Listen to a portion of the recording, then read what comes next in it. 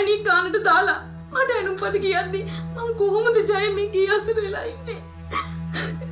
ඈ බුල මං කවදාද එහෙම කිව්වේ ඈ මගේ අම්මේ යකෝ මේක කියන බොරු ඒ අම්මේ අම්මා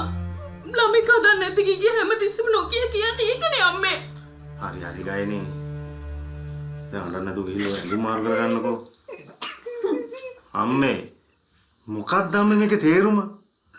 ආයේ පහ උඹත් ගෑණිගේ පැත්ත ගත්තද පැත්තක් ගන්නව නෙවෙයි අම්මේ අම්මා නිසා ගායනේ කොච්චර මානසික පීඩනයකින් දින්න කියලා අම්මට තේරෙන්නේ නැද්ද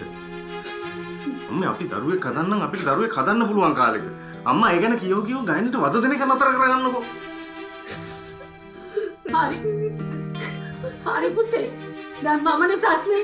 මමනේ දැන් උඹට ප්‍රශ්න වෙලා තියෙන උඹට සන්තෝෂෙන් තමකින් ඉන්න බැරි මේ අම්මා හින්දානේ මම දැන් ඉතින් ගියාම ඔක්කොම ඉවරයිනේ මම යන්නම් මේකටදී තමයි මට මේ විකාර බල ඉඳලා පිටවලා තියෙන්නේ මම මේ සේරම දවලා ගහලා යන්න හදද්දි අම්මනේ මේක මාව තියාගෙන කසාදයක් බන්දලා දුන්නේ හරි එකක් කමන්නේ නැහැ කියමු දැන් මමයි ගයනි සතුටින් ඉන්නකොට අම්මට ඒකත් ප්‍රශ්නේ අම්ම නෙමෙයි මම මේ සේරම දවලා ගහලා මම යන්න මේකෙතරින් එතකොට හරි